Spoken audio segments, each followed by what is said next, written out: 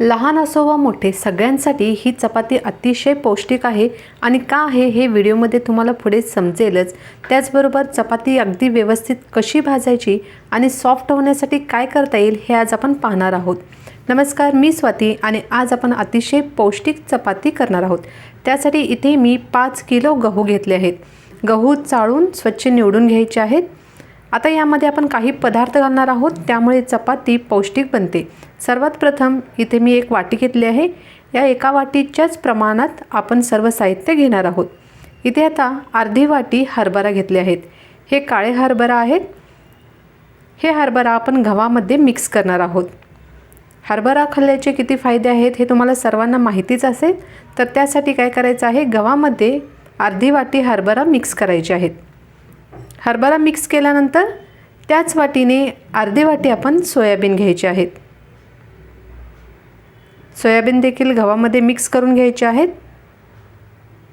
त्या वाटीने पाव वाटी किंवा चमच्याने जर घेतला तुम्ही तर 4 ते 5 छोटे चमचे होतील इतके मेथी दाणे घ्यायचे आहेत। मेथी दाणे देखील गव्हामध्ये मिक्स करायचे आहेत।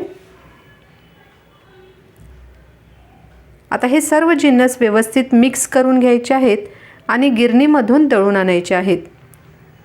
तुम्हाला वाटत असेल की यामध्ये आपण हरभरा घातला आहे, सोयाबीन घातला आहे, त्यामुळे चपाती कडक होईल किंवा खूप लालसर होईल, तसं अजिबात होत नाही। तुम्ही व्हिडिओमध्ये पुढे पाहायचं आहे की चपाती किती सॉफ्ट तयार होते। आता हे दळून आणलेले पीठ इथे मी घेतलं आहे। बऱ्याच जणांना जे नवशिके असतात त्यांना पिठाचा अंदाज येत नाही, तर त्यासाठी काय करायचं आहे, अशा प्रकारे मुठीने तुम्ही जर 4 ते 5 चपाती करणार असाल तर 5 मुठी पीठ घ्यायचं आहे, आणखी एक मूठ एक्स्ट्रा घ्यायची आहे। त्यामुळे चपाती अगदी व्यवस्थित योग्य प्रमाणात तयार होतात। यामध्ये पाव चमचा मीठ घालायचं आहे। थोडं थोडं पाणी यामध्ये घालून घट्टसर अशी कणिक मळून घ्यायची आहे।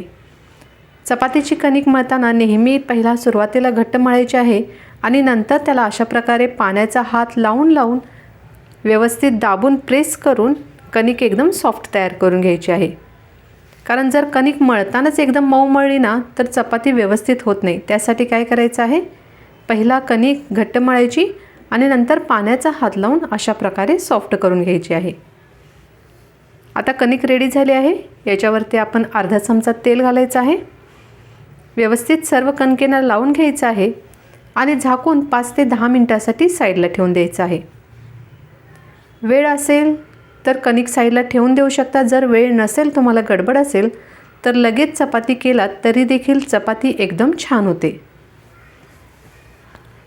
जेव्हाही कणकेचा गोळा आपण ठेवतो ना व्यवस्थित झाकून, त्याच्यावरती अशा प्रकारे बोटं उठवायची आहेत आणि मगच ते झाकून ठेवायचं आहे। कधीही कणिक प्लेन एकसारखं गुळगुळीत करून झाकून ठेवायचं नाही। आता हे 5 मिनिट झाले आहेत। एकदम सॉफ्ट असे हे कणिक रेडी झालं आहे। चपाती करण्यासाठी थोडंसं पीठ देखील घेतलं आहे। चपाती छोटी किंवा मोठी त्या साईजनुसार चपातीच्या कणकेचा गोळा घ्यायचा आहे। दोन्ही साईडला थोडंसं पीठ लावायचं आहे आणि लाटून घ्यायचं आहे। पुरी एवढं छोटंसं लाटायचं आहे आणि याच्यावरती आता पाव चमचा तेल घालायचं आहे। तेल व्यवस्थित सर्व बाजूनी पसरून घ्यायचं आहे। फक्त 2 चिमट याच्यावरती पीठ टाकायचं आहे आणि फोल्ड करून घ्यायचं आहे। फोल्ड करताना मधला भाग अजिबात प्रेस करायचा नाही, साईडने व्यवस्थित प्रेस करून घ्यायचं आहे। त्यामुळे चपाती अगदी छान फुगते देखील। आता दोन्ही साईडला पीठ लावायचं आहे आणि चपाती लाटून घ्यायची आहे। चपाती लाटताना एकदम अलगद हाताने लाटून घ्यायची आहे। मधला भाग चपातीचा लाटून झाला की आता त्याच्या कडा ज्या आहेत त्या पातळ लाटून घ्यायच्या आहेत। चपाती फुगण्यापेक्षा ना चपाती किती व्यवस्थित पातळ लाटता येईल आणि छान भाजता येईल याकडे लक्ष द्यायचं आहे। तुम्हाला जर चपाती व्यवस्थित लाटता आली ती आपोआप व्यवस्थित फुगते, पण चपाती व्यवस्थित लाटणं आणि भाजणं खूप महत्त्वाचं आहे। आता अशा प्रकारे चपाती लाटून झाली आहे। त्याच्या कडा ज्या आहेत त्या अशा प्रकारे लाटण्याने तुम्ही बाहेरच्या बाजूने ढकललात की ज्या पातळ एकदम कडा तयार होतात। तवा देखील गरम झाला आहे। तवा खूप जास्त गरम करायचा नाही कधीही। तवा हलकासा गरम झाला की यावरती आपण चपाती भाजून घ्यायची आहेत। तवा खूप जास्त गरम झाला तर काय प्रॉब्लेम होतो हे मी तुम्हाला ही एक चपाती भाजल्यानंतर दाखवते। सुरुवातीला चपाती तव्यावरती घातल्यानंतर गॅस मध्यम आचेवरती ठेवायचा आणि एकदा चपाती उलटी सुलटी केलं ना की गॅस मोठ्या आचेवरती चालू ठेवायचा आणि दोन्ही साईडने चपाती भाजून घ्यायची आहे। आता तुम्ही पाहू शकता चपाती फुगत आहे। दोन्ही साईडला आपण फक्त अर्धा चमचा तेलाचा इथे वापर करणार आहोत। तेल व्यवस्थित लावून घ्यायचं आहे।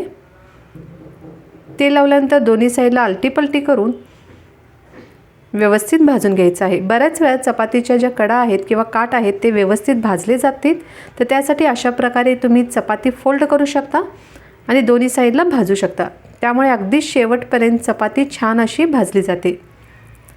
जर हाताला चटके बसत असतील तर अशा प्रकारे तुम्ही उलटण्याने देखील चपाती भाजून घेऊ शकता। आता पाहू शकता तुम्ही एकदम छान कलरवरती अशी चपाती भाजली गेली आहे।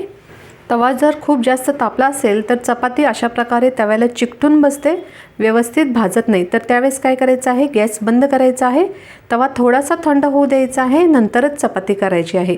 त्यामुळे तवा देखील व्यवस्थित तापणं खूप महत्त्वाचं आहे।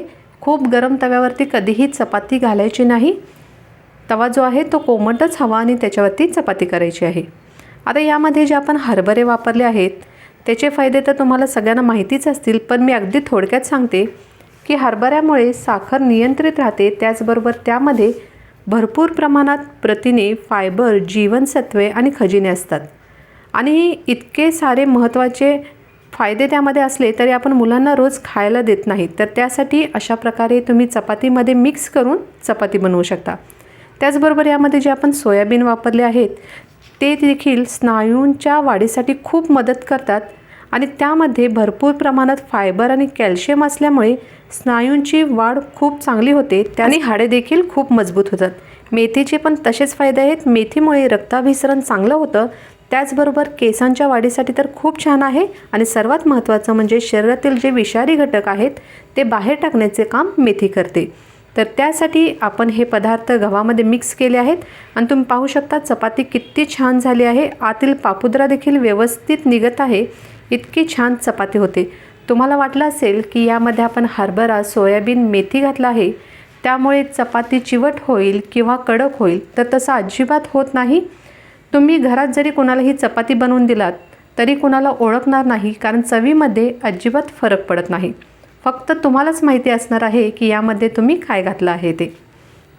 तर अशा प्रकारे पौष्टिक चपाती तुम्ही नक्की करा, त्यामुळे लहानांना मोठ्यांना सर्वांनाच या चपातीचा फायदा होईल। आणि यामध्ये मी सांगितलं आहे त्याच प्रमाणात हरभरे, मेथीदाणे आणि सोयाबीन वापरायचं आहे, त्यामुळे त्याचे अगणित फायदे तुम्हाला देखील मिळतील। तर रेसिपी कशी वाटली ते नक्कीच मला कमेंट करून सांगा। चॅनलवर नवीन असाल तर चॅनलला सबस्क्राईब आणि लाईक जरूर करा। परत भेटू आपण पुढील रेसिपीसह, तोपर्यंत टेक केअर, बाय बाय।